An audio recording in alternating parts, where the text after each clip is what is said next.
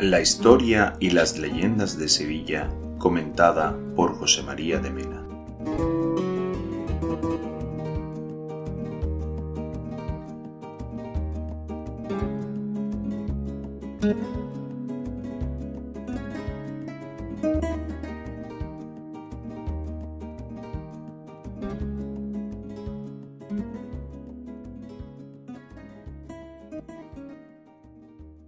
La ciudad de Sevilla conserva de Murillo no solamente sus mejores obras pictóricas, sino el recuerdo del hombre que anda en refranes, dichos y coplas. Para los sevillanos, Murillo es no solo el mejor de los pintores, sino un prototipo de hombre glorioso y al mismo tiempo familiar y próximo al pueblo.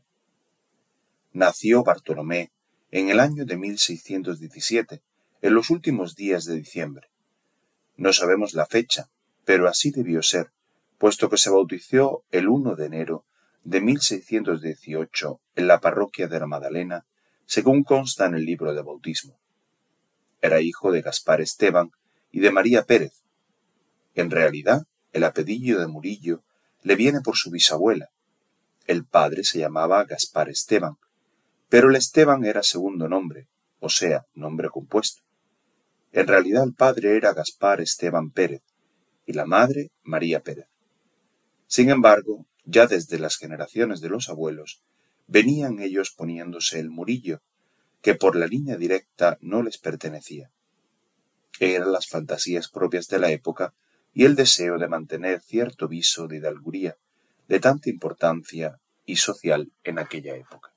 El padre de Murillo, habiendo observado que el muchacho tenía afición y disposiciones para el dibujo, le llevó al estudio de su pariente Juan del Castillo, excelente maestro del arte, que le enseñó el dibujo y el color en temprana edad, desde los 6 o 7 años.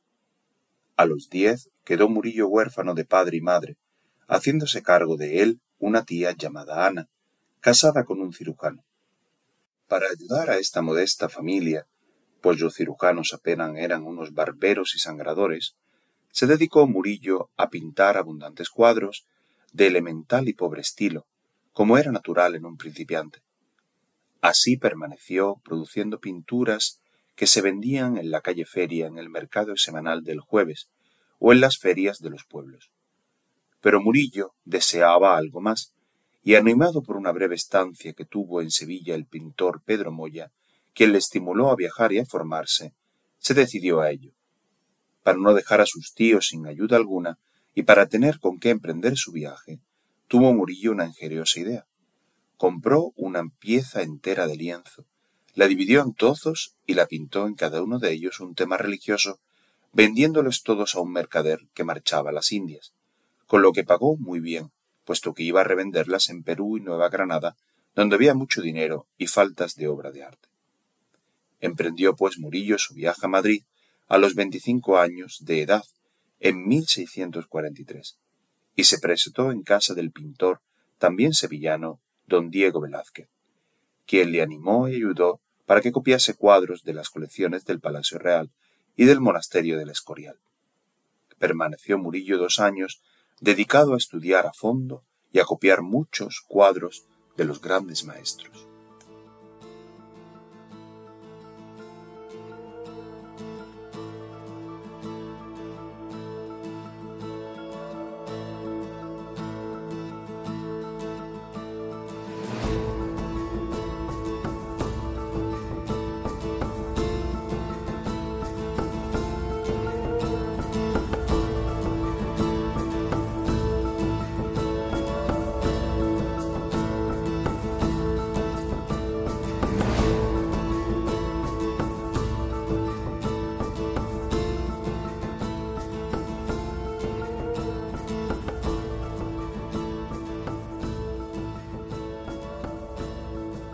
La caída del poder del conde duque de Olivares perjudicó mucho al pintor de cámara Velázquez, y Murillo, viéndose sin ayuda, decidió volver a Sevilla.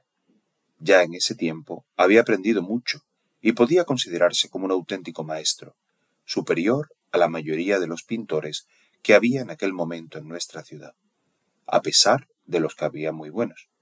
A su llegada a Sevilla, decidió casarse Y aquí ocurre un suceso que dio motivos para mucho hablar en Sevilla. La novia se llamaba Beatriz Cabrera Sotomayor y Villalobos. Murillo tenía 27 años o 28 y ella 20 o 21.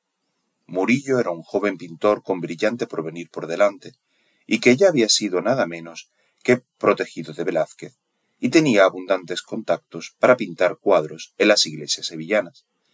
Beatriz había nacido en el pueblo de Pilas y llevaba 3 años viviendo en Sevilla, a donde había ido con sus tíos al quedarse huérfana. Y ello es que en el momento de la toma de dichos ante el fiscal eclesiástico, al preguntar éste a la novia si venía por su voluntad y libre para otorgarse con Murillo, dio Beatriz un tremendo suspiro, se echó a llorar y retorciéndose las manos exclamó: «Que no, señor fiscal, que no vengo libre, sino obligada y forzada». Consta así exactamente en el expediente matrimonial que existe en el archivo del Palacio Arzobispal, descubierto por Santiago Montoro, publicado por Juan de la Vega y Sandoval. El fiscal, viéndola llorar y retorcerse las manos, suspendió el acto de otorgo y comunicó al provisor eclesiástico, quien puso al pie del iniciado expediente un no al lugar. Pero transcurrida una semana, Beatriz volvió a presentarse en el Palacio Arzobispal y pidiendo ver al fiscal, declaró que venía libremente y que no hiciera caso de lo que había acontecido el día antes, pues ella era conforme en casarse con Bartolomé Esteban Murillo. Nunca se sabrá probablemente el motivo de la primera negativa, ni de su rápido cambio. Es muy posible que el efecto de la boda le fuera impuesta por su familia, ya que Murillo era un buen partido. Quizás ella había dejado algún amor juvenil en su pueblo de Pilas. En todo caso, los consejos familiares consiguieron cambiar su ánimo, y así el 28 de febrero de 1645 se celebró en la Madalena, a cuyo párroco pertenecían los dos novios, la ceremonia nupcial. Según un curioso erudito sevillano, el señor Díaz, quien firma sus artículos en el Correo de Andalucía con el seudónimo de Proel, Murillo y Beatriz tuvieron 10 hijos. De ellos, como era sólito en aquella época, murieron 7 y quedaron vivos solamente 3: Gaspar, que fue sacerdote; Gabriel, que fue militar; y Francisca, que se metió a monja.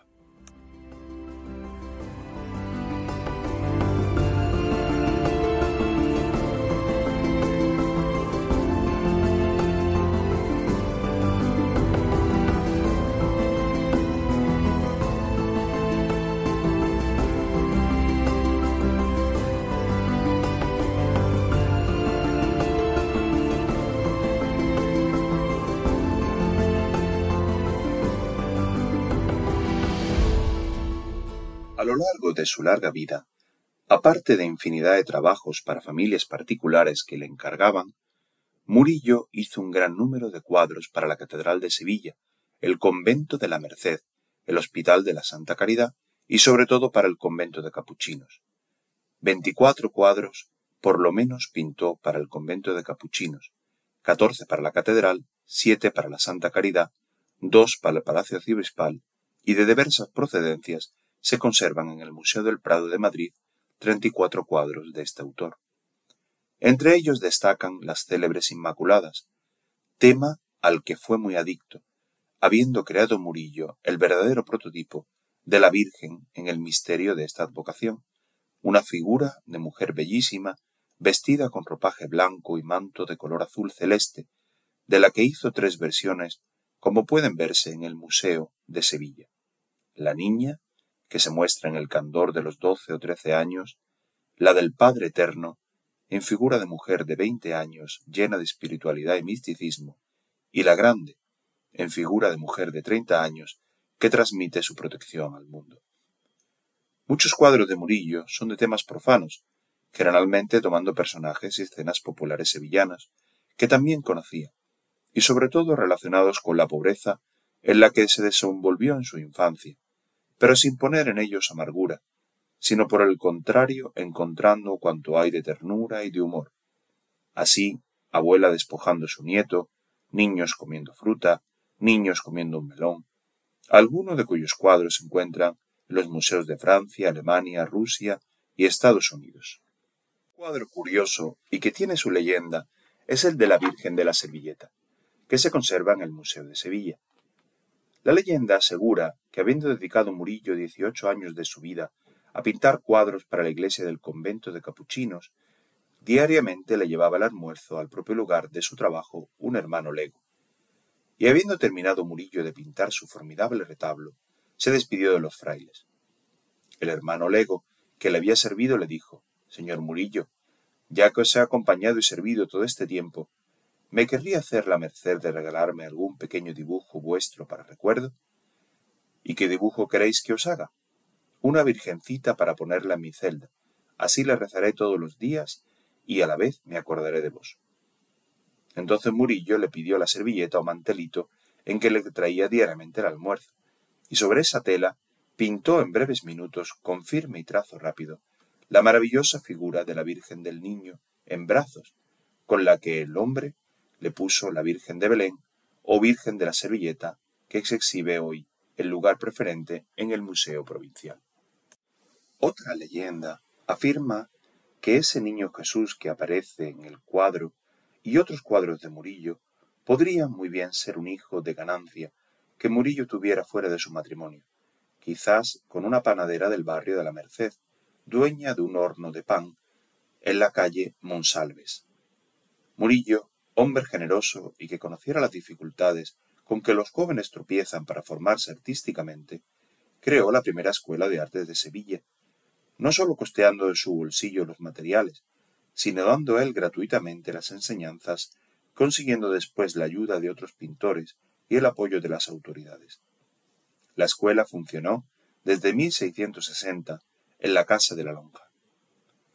Tenía más de 60 años y aún estaba Murillo tan vigoroso y joven que aceptó pintar el cuadro de los desposorios de Santa Catalina en el convento de los capuchinos de Cádiz, a pesar de que había de trabajar en lo alto de un andamio de peligrosa disposición y grandísima incomodidad.